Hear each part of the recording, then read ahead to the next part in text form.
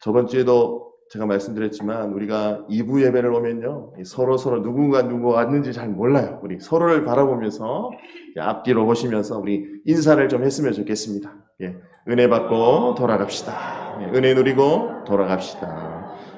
예, 오늘 박순남 성도님께서 저번 주에 등록하시는데 오늘 또 나오셨어요. 우리 함께 또 새신자를 위해서 함께 기도하면서 인사를 나누겠습니다. 예, 감사합니다. 사진 한 장을 보면서 역시 오늘 설교를 나가고자 합니다. 말씀을 나누고자 합니다. 1999년 아마 이제 세부적인 글자는 잘 안 보이실 거예요.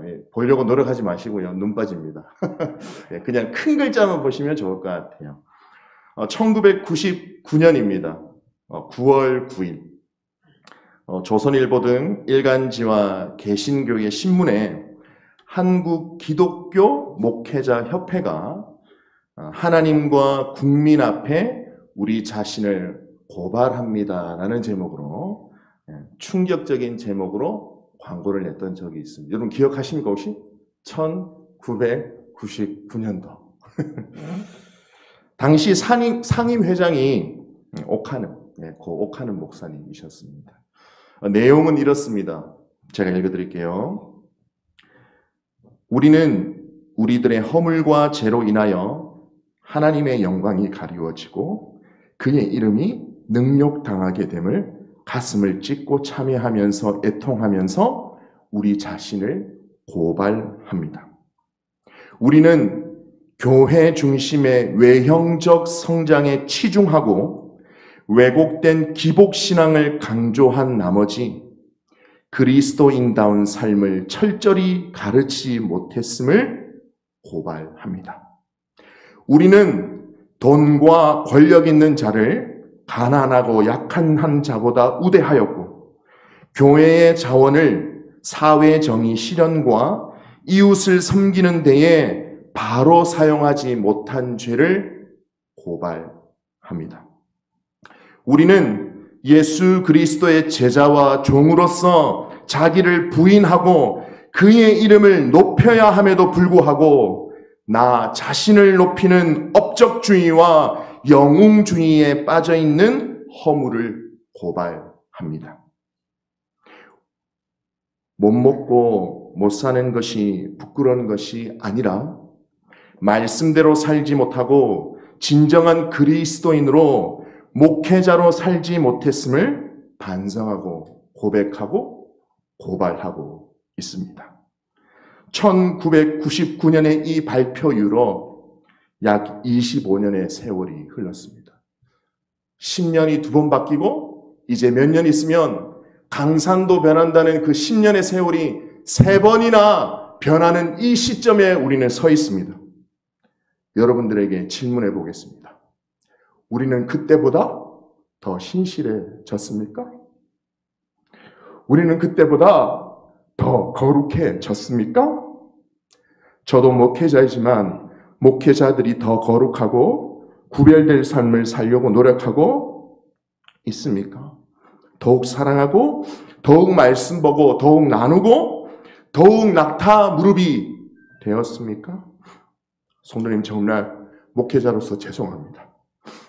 답 못하겠습니다. 안타까운 현실입니다. 원론적으로 많은 그리스도인들이 어떻게 살아야 정말 하나님을 높여드리는 삶인지 이것조차도 모르고 있다는 사실입니다. 우리가 어떻게 살아야 예수 그리스도 이름을 높여드리는 거죠? 이것부터 우리는 점검해야 되는 것입니다. 그래서 오늘은 우리가 그리스도인으로서 정말 어떻게 살아야 하는가? 로마서 말씀을 통해 함께 나누고자 합니다. 그래서 참된 그리스도인, 참된 제자도로 살아가는 우리가 되어지길 간절히 주님의 이름으로 축원합니다. 1999년 9월 9일의 회개의 고백문이 2024년 다시 우리의 회개 고백문이 되지 않기를 간절히 소망합니다.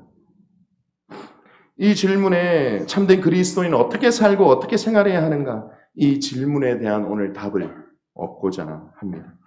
로마서는 바울의 서신 중 가장 깁니다. 그리고 가장 논리정연하고요. 가장 장엄하다 이렇게 말합니다. 그러므로 학자들은 로마서를 바울의 걸작이다 이렇게 얘기합니다.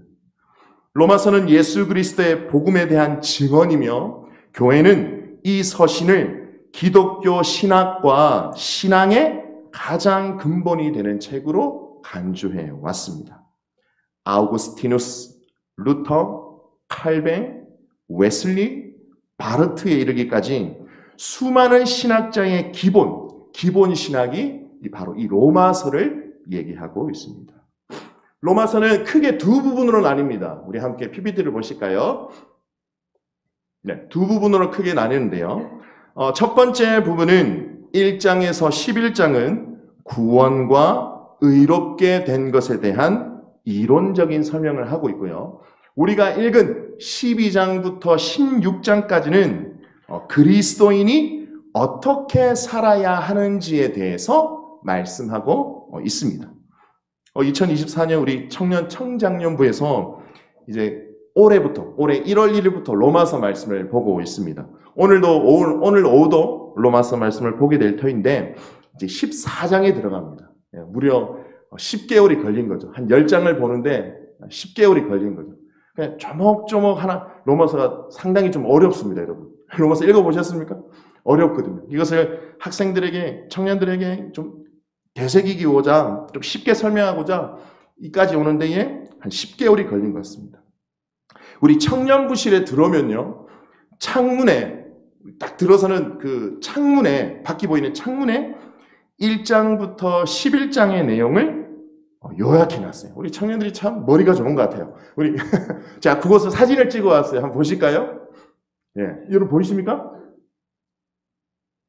잘 안 보이시죠? 예, 창문에 있는 걸 그래도 좀 자세하게 찍어 왔는데 그것을 제가 함께 또 얘기해보고 1장부터 11장 말씀 한번 간단하게 그렇게 요약을 해보고자 합니다.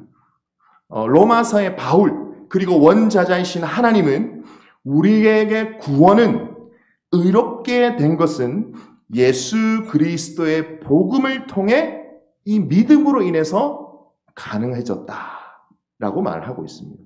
여러분 구약을 볼 때 의의 개념과 의, 부산 사람에도 불구하고 저 발음 잘 됩니다.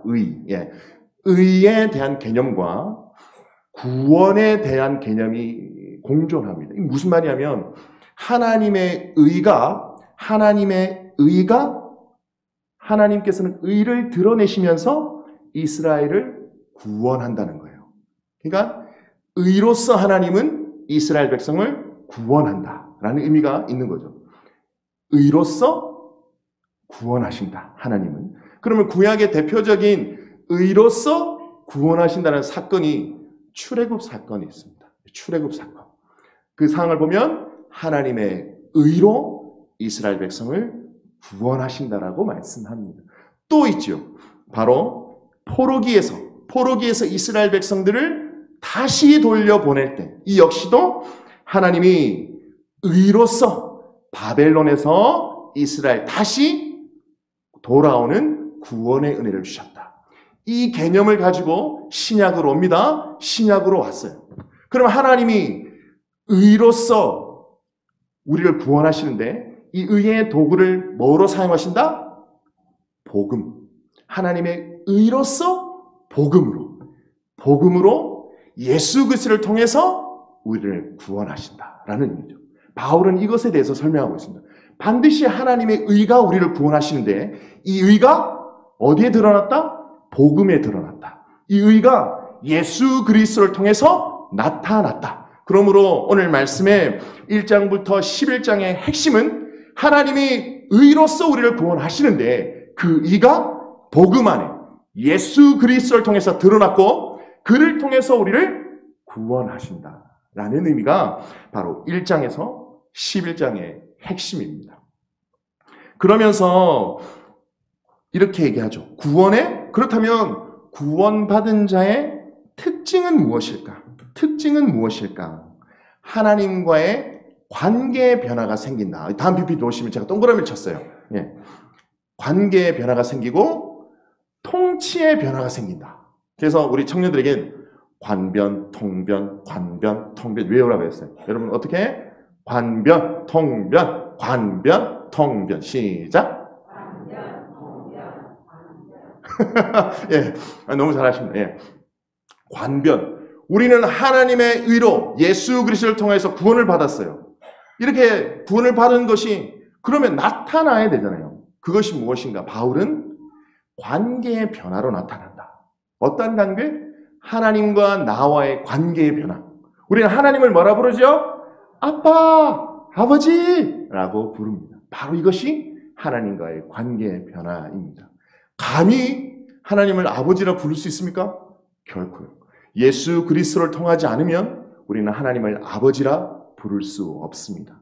첫째 아들 대신 독생자 예수 그리스도로 말미암아 우리는 하나님을 아빠, 아버지라 부를 수 있게 되는 것입니다. 그런데 여기서 중요한 개념이 제가 빨간 줄 양자예요. 양자. 여러분 밖에 나가서 나는 하나님의 아들이야 라고 얘기하면요, 그 이단 상담소라는 사이트에 있습니다. 이 최혜욱이라는 이름이 올라갑니다. 우리는 진짜 하나님의 아들이 아니에요. 양자되었다, 입양되었다라고 말씀하고 있는 거죠. 진짜 대신 예수 그리스도, 독생자 예수 그리스도를 통하여 우리는 둘째 아들, 셋째 딸, 넷째 아들, 다섯째 아들, 여섯째 딸, 일곱째, 이렇게 되는 것이죠. 첫째 아들은 예수 그리스도밖에 없으신 거예요. 그러면 관변 했어요. 관변. 이제 뭐죠? 통변. 통변. 그 화장실에 가는 그거 아니에요. 통변. 통치의 변화예요. 통치의 변화. 우리는 예전에 죄 가운데 있어서 죄의 통치를 받을 수밖에 없었어요. 죄의 삭슨 사망이라는 죄, 곧 사망이라는 이 굴레를 벗어날 수가 없었어요. 그러나 복음, 그 하나님의 의가 드러난 복음과 예수 그리스도로 말미암아 우리는 성령의 생명의 법의 통치를 받게 되었죠. 할렐루야. 그럼 우리는 살아있는 자들이 된 것입니다. 죽어도 우리는 하나님의 나라를 받기 때문에 살아있는 자가 된 것이에요. 이것이 통변입니다. 자, 관변, 통변 두 번 반복합니다. 시작. 관변, 통변, 관변, 통변. 이것이 구원받은 그리스도에게 나타난 놀라운 변화입니다. 관변, 통변. 관변, 통변. 그래서 이러한 은혜를 우리가 누리고 있는 것입니다. 또한 통변, 통치의 변화는 어떠한 것으로도 드러날 거예요. 우리가 또 이제 청년들이 이렇게 갈개를 쳤어요. 하나는 그리스도와 함께 죽고 그리스도와 함께 살기 되었기 때문에 생명을 사랑하게 되고 내 마음속에 평안이 넘치게 됩니다. 생명을 사랑하게 돼요. 우리가 가끔 생활을 하면서 굉장히 불편한 경우를 봐요. 누가 남을 괴롭힌다든지 사랑이 실천되지 못하는 그런 상황을 보면서 굉장히 불편해요. 왜 불편할까? 바울은 얘기합니다. 생명의 성령의 법이 우리를 통치하고 있기 때문에 그런 불편함이 생긴다는 거예요. 할렐루야. 또한 그들이 예수를 믿어 진정한 생명을 얻었으면 좋겠다라는 마음도 생깁니다. 이것이 성령이 통치함으로 인해 생기는 우리 마음가짐의 또 한 가지입니다. 또한 나의 상황과 환경에 관계없이 차마 웃을 수 없는 일임에도 불구하고 웃을 수 있게 됩니다. 바보처럼. 여유가 생긴다는 거예요. 여유가. 주님이 주시는 그 생명의 성령의 법의 통치로 인하여서 마음의 여유가 생긴다는 거예요. 만기일이 다가와도 뭐가 생겨도 어떠한 나에게 병이 있다 할지라도 마음의 여유가 생기는 거예요. 하나님이 낫게 해주시겠지. 생명의 성령의 법 가운데 있는 내가 낫게 해주시겠지. 합력하여 선을 이루게 하시겠지. 우리 로마서 9장 28절 말씀 한번 볼까요? 우리가 알거니와 하나님을 사랑하는 자 곧 그의 뜻대로 부르심을 입은 자들에게는 모든 것이 합력하여 선을 이루느니라. 이 생명의 성령의 법의 통치를 받는 우리에게 이 하나님의 놀라우신 계획과 말씀이 있기 때문에 우리는 어떠한 상황 가운데서도 합력하여 선을 이루실 하나님을 기대하며, 자, 다 함께 웃습니다. 시작. 예, 이렇게 웃을 수 있게 되는 것입니다. 이번 한 주 그 웃음이 그냥 바보라서 나오는 웃음이 아니라 생명의 성령의 법에 통치의 변화로 일어나서 나타나는 그 여유 있는 웃음이 마구마구 나오길 주님의 이름으로 축원합니다. 또한 하나님의 법을 즐겁게 지킬 수 있게 됩니다. 또 이제 창문에 그림을 한번 보이실까요? 하나님의 법을 즐거이 지킬 수 있게 됩니다. 마지못해 성경 말씀을 지키는 것이 아닙니다. 울며 겨자 먹기 식으로 성경 말씀이 지켜지는 것이 아닙니다. 말씀이 송이꿀보다 더 달게 되고 내 발의 빛이요 등이신 그 말씀이 내 삶을 비추지 않는다면 나는 단 한 발자국도 나아가지 않겠다라는 믿음으로 살아가게 된다는 것입니다. 이러한 것이 통치의 변화로 나타나는 놀라운 일입니다. 이렇게 살면 안 되는데 하나님이 기뻐하신 뜻을 따라 살아가게 되고 신앙 양심이 발동되고 불편한 마음이 생기는 것입니다. 또한 제일 마지막에 이제 줄쳐 있습니다. 우리 청년들이 잘 마무리를 했는데요. 우리는 예수님을 끝까지 믿는 믿음으로 넉넉히 이기는 삶을 산다. 할렐루야. 이것이 생명의 통치의 법으로 성령님의 통치함을 받는 자의 믿음의 고백입니다. 그냥 이기는 것이 아니라 조금의 차이로 이기는 것이 아니라 어떻게? 넉넉히 이긴다는 겁니다. 넉넉히 이긴다는 겁니다. 여기까지가 1장에서 11장 말씀을 요약한 것입니다. 우리 청년들이 너무 잘 요약했죠? 여러분 만약에 이 사진이 필요하시면 저에게 개인적으로 연락을 주시면 제가 이 사진을 쏴드리겠습니다. 로마서 1장부터 11장 말씀을 요약한 것입니다. 그래서 바울은 12장부터 이렇게 얘기합니다. 그런데 목사님 너무 어려운데요. 관변, 통변 알기는 알겠는데 너무 어려워요. 이 개념이 뭔가 아리송합니다. 그래서 바울은요 12장부터 구체적이고 실체적인 이러한 1장부터 11장까지의 삶은 어떠한 삶인가를 우리에게 12장부터 보여줍니다. 그것의 대원칙이 오늘 읽은 12장 1절과 2절의 말씀입니다. 1절을 시작하면서 바울은 그러므로라고 시작하고 있습니다. 하나님이 의롭다고 해주신 구원하여 주신 하나님의 자비하심으로 예수 그리스도를 통하여 복음을 통하여 구원받은 그리스도인들아 그러므로 실제적으로 구체적으로 이렇게 살아라라는 말이 이 그러므로라는 단어 한 가지로 우리는 볼 수가 있습니다. 하나님의 은혜로 의롭다 하신 그리고 이를 위해 예수 그리스도의 희생을 생각할 때에 그러므로 당연히 너희는 이렇게 살아야 하는 것이야 라고 우리에게 또한 말씀하고 있습니다. 또한 죄인들의 삶과 이제는 하나님의 은혜로 예수 그리스도로 말미암아 복음의 은혜로 살아가는 이 삶은 달라야 해. 죄인들의 삶과 구원받은 자들의 삶은 그러므로 달라야 돼 라고 말씀하는 것이 오늘 12장 1절과 2절의 대원칙의 말씀입니다. 내가 하나님의 자비하심으로 권하노니 그러면서 강압적으로 무엇을 하기보다 자연스럽게 아까 하나님의 법을 즐거워하게 되는 것처럼 사랑과 은혜를 생각하며 자동적으로 그러한 삶을 살기 원하는 하나님의 또한 바울의 마음이 바로 하나님의 자비하심으로 너희를 권하노니 라고 말씀하고 있습니다. 그러면서 이렇게 얘기합니다. 너의 몸을 하나님이 기뻐하시는 거룩한 산 제물로 드리라. 이는 너희가 드릴 영적 예배니라.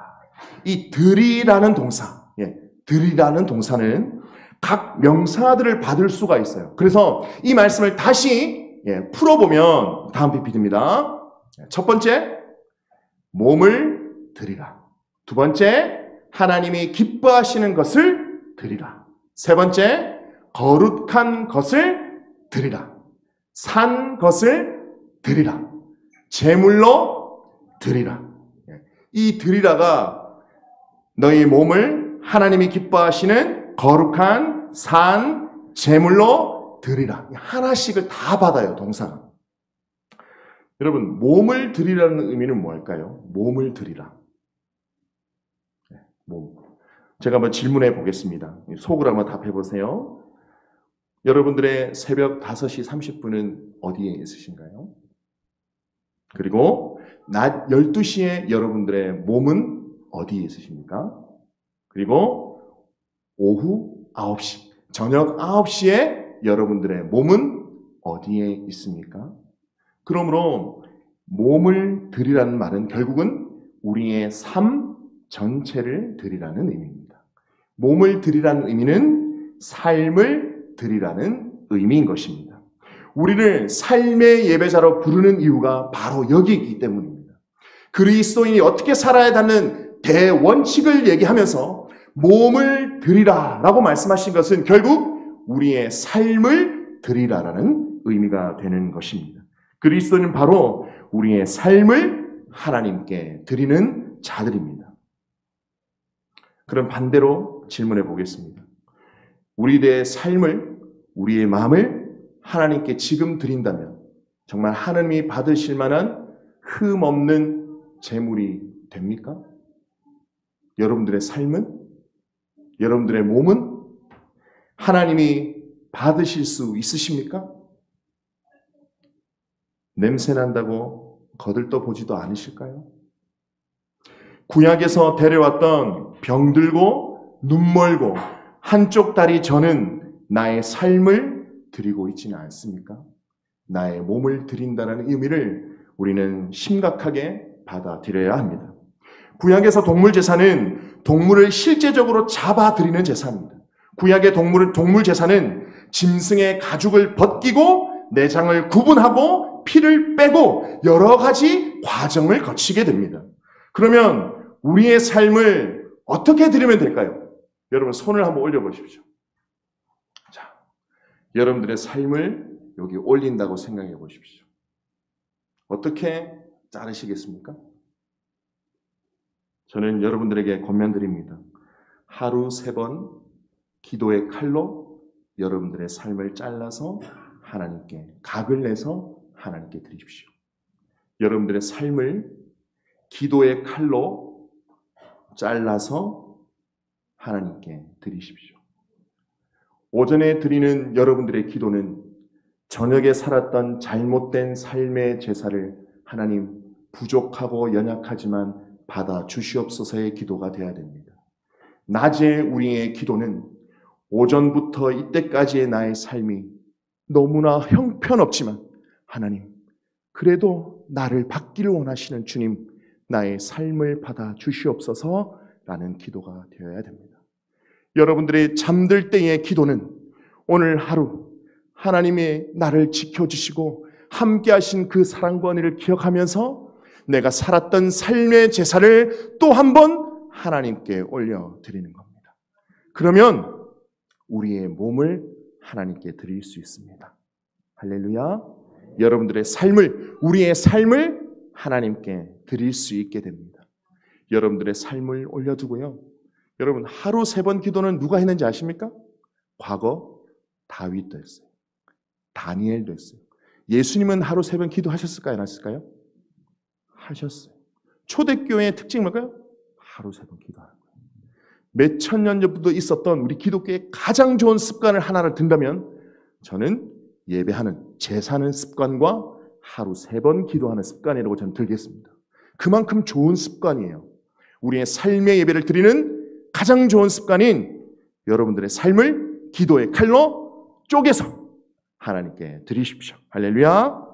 또한 하나님이 기뻐하시는 것을 드려야 합니다.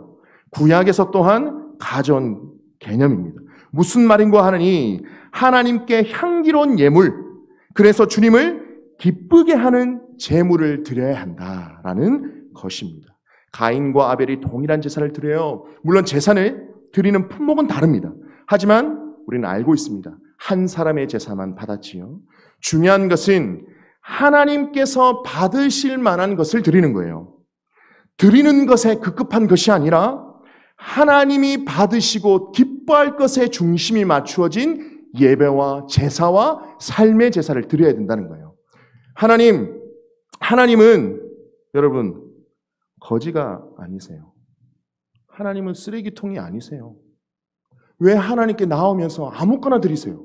왜 하나님께 나오면서 나의 최상의 것을 드려도 부족한데 왜 남아있는 것을 드리고 왜 그런 것들을 드리세요? 하나님 쓰레기통이 아닙니다. 하나님이 가장 기뻐하시는 것, 여러분들이 드릴 수 있는 가장 좋은 것을 드리십시오. 하나님은 10배, 100배, 아니 1000만 배 더 좋은 것을 여러분들에게 주실 것입니다. 우리 하나님은 째째한 하나님이 아니십니다. 그러므로 드리는 어떤 것을 드리는 상관없어가 아니에요. 하나님이 받으실 만한, 하나님이 기뻐하실 만한 것을 드려야 진정한 그리스도인의 삶이 제사가 드려진다는 것입니다. 사랑하는 성도님의 드려짐이 하나님을 먼저 생각하고 하나님을 기쁘시게 하는 것들이 되길 주님의 이름으로 간절히 축원합니다. 하나님이 기뻐하시는 것이 구체적으로 무엇일까요? 예를 들어 보겠습니다. 주일 오전 11시 하나님이 기뻐하시는 것은 무엇일까요? 때로는 가게 문을 열고 아르바이트를 하고 골프도 좀 치고 낚시도 가고 이런 것들은 미안한데 내가 기뻐하는 거예요. 하나님이 기뻐하시는 것은 주일 오전 11시는 예배 드리는 거예요. 내가 기뻐하는 것으로 하나님께 드리지 마십시오. 내가 좋아하는 것으로 하나님께 드리지 마십시오. 하나님이 중심이 된 하나님이 기뻐하시는 것을 드리십시오. 이것이 예배, 그리스도인의 삶의 원칙입니다. 그러한 우리가 되길 간절히 주님을 축원합니다. 그 2절의 말씀이 하나님이 선하시고 기뻐하시고 온전한 뜻이 무엇인지 분별해야 할, 이것이 1절의 말씀을 다시 한 번 더 풀이한 것입니다. 그리고 거룩한 것을 드리라 말합니다. 세 번째죠. 거룩한 것을 드리라.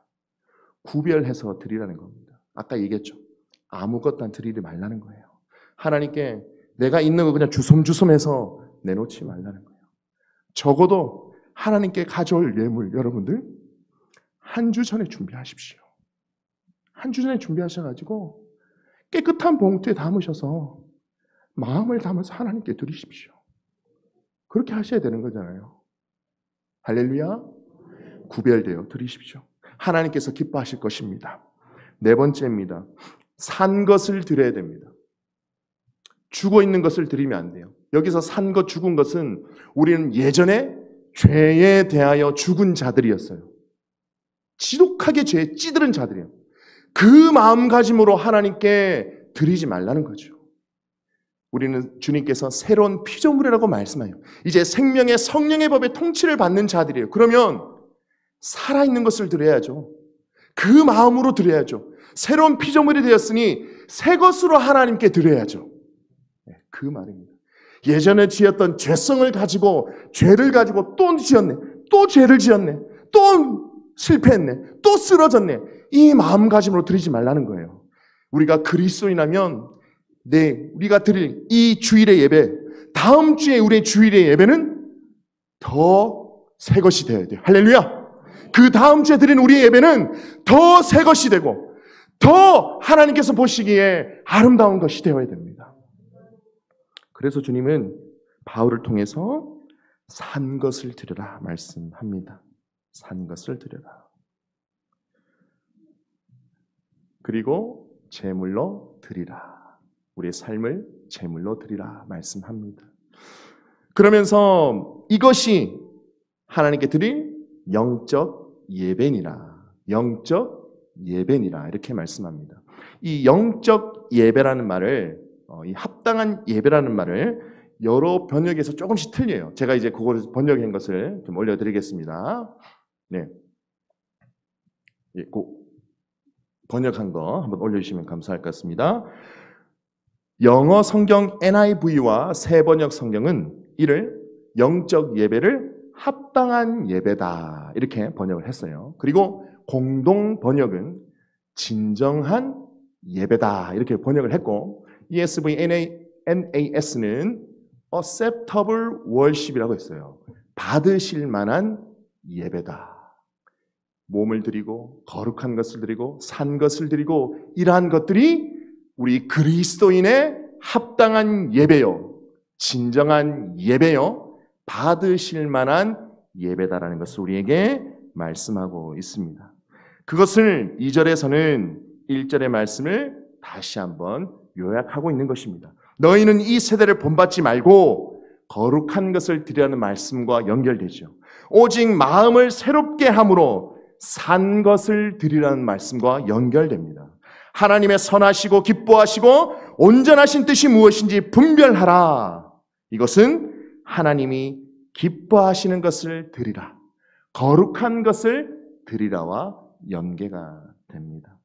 이 오늘 12장 1절과 2절의 말씀이 우리 그리스도인의 삶의 절대적인 원칙입니다.